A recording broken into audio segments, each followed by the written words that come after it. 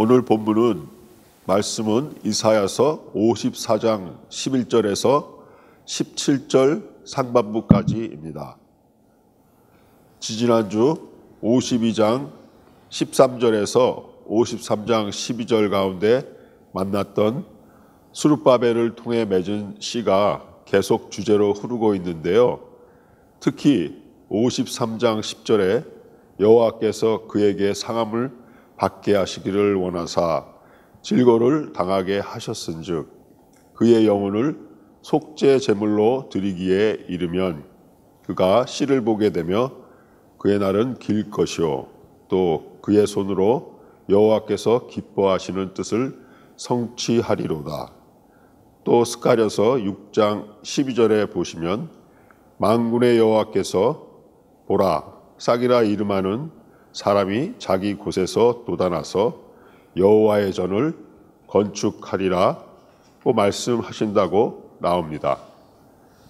그 생명씨, 생명의 하나님에서 피어나는 소망을 주시는 하나님의 가슴을 만나보겠습니다. 54장 1절부터 계속 연결되는 본문이므로 1절부터 10절 내용 정리를 먼저 하고 이번 주 본문 말씀으로 연결해 보도록 하겠습니다. 1절에서 3절까지는 옛날 일에 연연하지 마라. 이제 생명의 씨를 하나된 가슴에 품고 그 생명의 울림을 노래하라 말씀하셨습니다.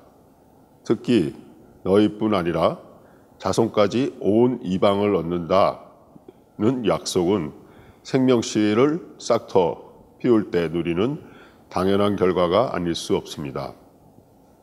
이어 두 번째 4절에서 6절까지에는 두려워할 것 없다. 심판 후 반전의 3시간이 임했다 하셨습니다. 세상에는 더 이상 두려울 것이 없는데 그 이유는 하나님과 너희는 한 운명이다. 스룹바벨의 희생을 통해 사랑의 생명, 다시 말해 하나의 본질이 열렸음을 말해 주었습니다. 7절에서 10절에는 고난지나 너와 나는 영원히 하나임을 강조하셨습니다. 스룹바벨의 씨를 싹 틔워 그 생명길을 걷는 자들을 이제 영원히 버리지 않는다 확증해 주신 거죠. 특히 영원한 유업이 된 사랑의 섭리를 열어주셨는데 자비, 헤세드, 화평, 살롬, 긍휼, 사랑으로 여호와의 하나님 3대 본성을 건 언약이었습니다. 본질계를 보면 영원한 사랑을 만나는 것임을 다시 재차 느끼게 해주는 말씀이었습니다. 그럼 이어지는 이번 주 본문을 먼저 큰 단락으로 나누어 보겠습니다. 크게 4단락으로 나누겠습니다. 첫 단락인 11절, 12절은 완전히 새로운 차원의 하나님의 재건입니다. 예전 영광이 회복 정도의 현상적 변화가 아님을 볼 수 있습니다. 두 번째 13절, 14절은 하나님의 재건은 건물과 성벽 등의 물리적인 것만이 아니라 새 생명의 물결을 일으키심을 말씀하십니다. 15절은 만약 전쟁이 일어나도 전쟁은 나로 말미암은 것이 아니니 그들은 패망함을 말씀하십니다. 마지막 16절에서 17절은 무기 만드는 자, 또 그것 가지고 전쟁하는 자 모두 내가 창조하였다.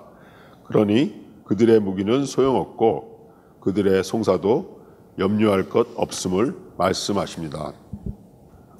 단락 요약에서 느꼈겠지만 하나님의 가슴과 귀한 자들의 속마음이 다릅니다. 그래서 다시금 생명이 함께함으로 하나 되는 새로운 차원으로 회복시키시려는 하나님, 그러기 위해 귀한 자들의 마음밭에 자신의 꿈을 심고자 하시는 하나님의 가슴을 만날 수 있습니다. 그럼 각 구절로 들어가 보겠습니다. 11절 앞부분부터 좀 자세히 살펴보겠습니다. 너 공고하며 광풍에 요동하여 안위를 받지 못한 자여. 1절에 잉태하지 못하며 출산과 산고를 겪지 못한 너로 이스라엘을 부르셨던 것 기억하시죠? 이번에는 고난당하고 광풍에 시달려도 위로받지 못한 너, 오랜 포로 생활로 마음에 평안이 없는 이스라엘을 말해주고 있습니다. 그 이스라엘만을 부르실까요? 그 당시 겉으로 보이는 것은 황폐한 뿐인 포로, 귀한 자도 아닙니다. 2024년 지금 저 건너 전쟁 중인 나라에 살며 전쟁 공포를 느끼지도 않습니다. 그런데 오늘 이 순간에도 평안이 없는 나를, 우리를 부르시는 말씀 같습니다.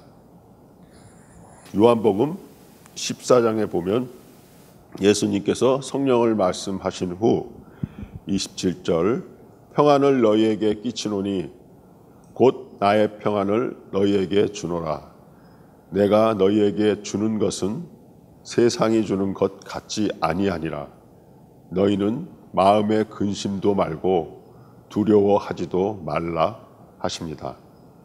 현실은 상황이 내게 좋을 때, 내 원하는 대로 이루어질 때, 이 세상 관점으로 내게 강 같은 평안을 받습니다. 그러나 이제 다음 구절부터 완전히 새로운 차원이 펼쳐집니다. 보라, 내가 화려한 채색으로 내 돌 사이에 더하며 청옥으로 내 기초를 쌓으며 홍보석으로 내 성벽을 지으며 성류석으로 내 성문을 만들고 내 지경을 다 보석으로 꾸밀 것이다. 눈앞에 펼쳐지는 그림 같은 이 절들을 앞으로 참 좋아하실 성도님들이 많아질 것 같습니다. 그 당시 표현할 수 있는 형형색색의 화려함이 사파이어 같은 보석들로 다 나열된 이 구절들은 마치 어린이 성경학교에서 꼬마 아이들을 앉혀놓고 천국은 이렇다, 하나님 나라는 이렇다 말해주며 아이들이 상상의 나라를 막 펼칠 것 같습니다. 그러나 이 구절은 보기에 화려한 건물과 성만을 말하고 있지 않습니다. 보라, 내가 내 돌, 내 기초, 내 성벽, 내 성문, 내 지경을 하시며 구체적인 선포를 하십니다. 지친 귀한 자들에게는 너무 비현실적으로 들렸을 수도 있었겠지만 수르바벨의 생명실을 품은 자들에게는 하나님의 제거는 완전히 새로운 차원이구나 느낄 수 있었을 것입니다. 이들이 꿈꿀 수 있는 가장 아름다운 성이 세워지는 멋진 꿈이 마치 지금 거친 바다 위에 떠 있는 배, 광풍에 요동치는 배 안에서 두려움에 떠는 마음을 가진 모든 이들에게 선포되었습니다. 세상 전쟁과 고단한 삶에 지친 자들에게, 마음의 평화가 없는 이스라엘에게 선포된 이 말씀은 그때 귀한 자들에게나 지금 우리의 가슴에 보라 하시며 펼쳐주시는 한 줄기 빛과 같은 느낌입니다. 두 번째 단락 13절부터 보겠습니다. 내 모든 자녀는 여호와의 교훈을 받을 것이니 내 자녀에게는 큰 평안이 있을 것이며, 앞서 3절에 내 자손은 이방을 얻는다에 이어 새로운 자녀 세대를 보여주고 있습니다. 그 씨가 자녀들에게까지 새 생명의 물결을 일으킬 것임을 말해주고 있습니다. 요한복음 6장 45절에서 예수님이 이 구절을 인용하신 듯 한데요. 선지자의 글에 저희가 다 하나님의 가르침을 받으리라 기록되었은즉 아버지께 듣고 배운 사람마다 내게로 오느니라. 내 모든 자녀에게 쉐마가 이루어져 하나님의 평안을 누린다고 말씀을 듣지만 세상 사는 우리는 큰 평안이 오히려 물질적인 세상 성공에서 먼저 비롯된다고 알게 모르게 우리 자녀들에게 심어주지는 않았는지 반문하게 합니다. 지금 부모로서 우리의 자녀들에게 가장 바라는 게 무엇입니까?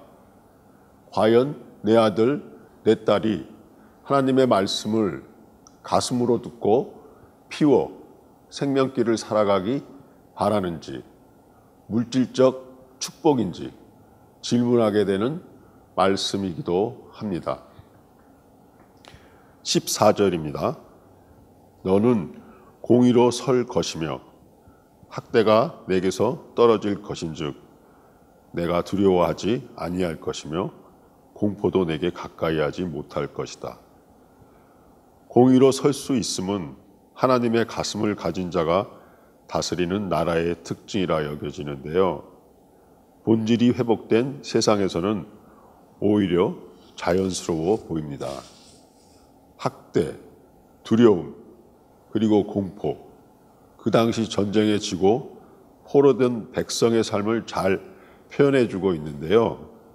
그 끔찍한 감정들이 떨어질 거라 하는데 그때는 더불어 함께 살 때만 나타날 수 있는 모습이 아닐까 싶습니다. 그러니 내 자손은 열방을 얻는다.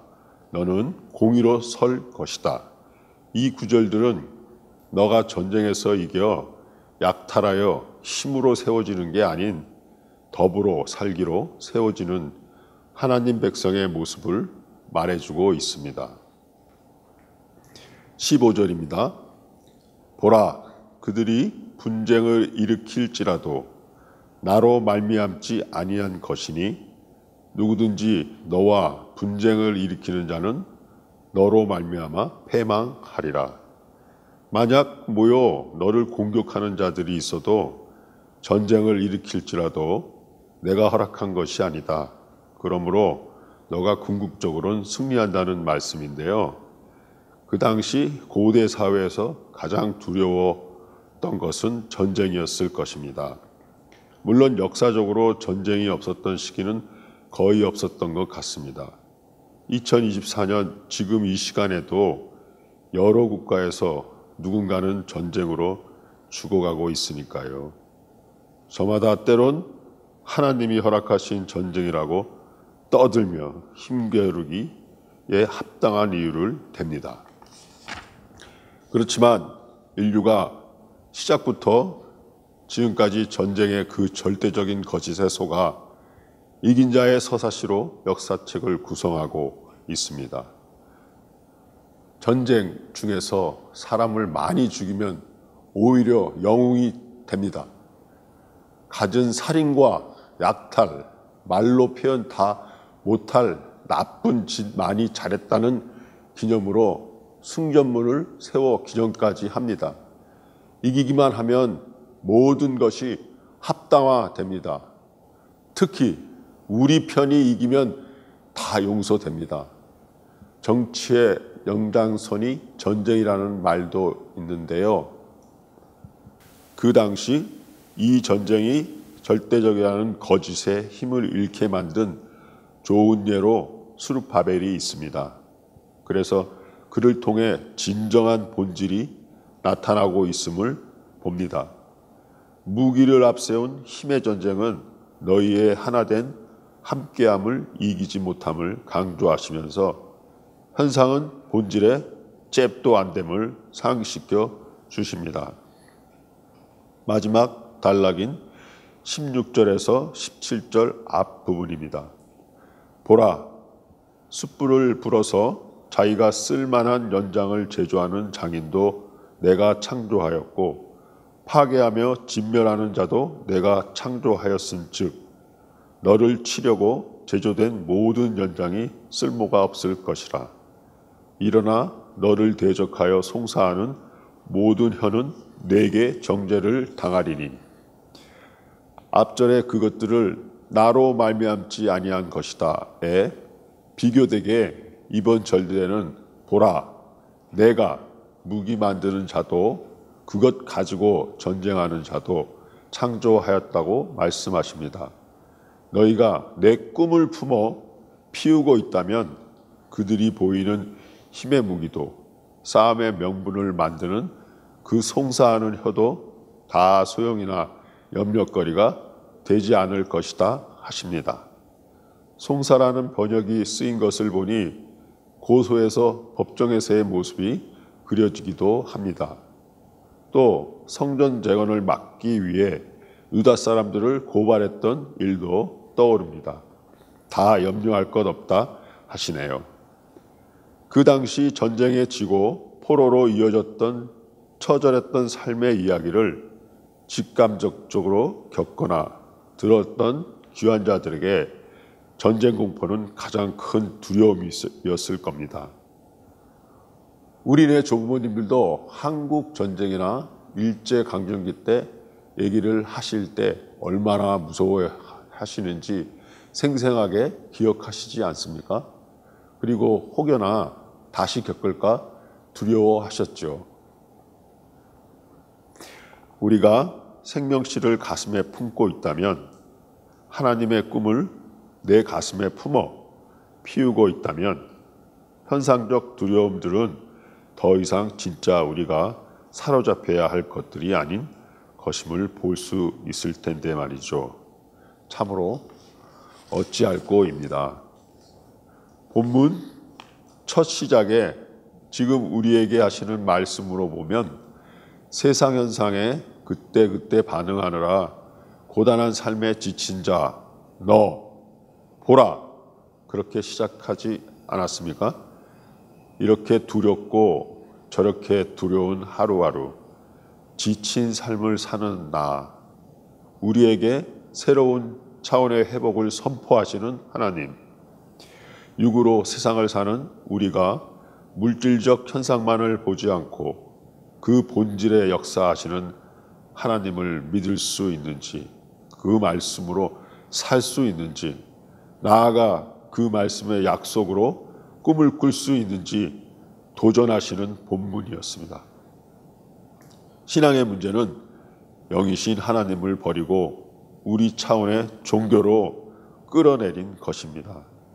물론 같은 성경을 펼쳐놓고 오래전 그렇게 배워온 이유도 있습니다. 때론 낭떠러지기에 떨어진 듯한 나에게 내려온 동아줄 같기를 바라고, 문제 해결사이기를 바라고, 더 나은 세상 삶을 위한 도구이기를 바라기도 했습니다.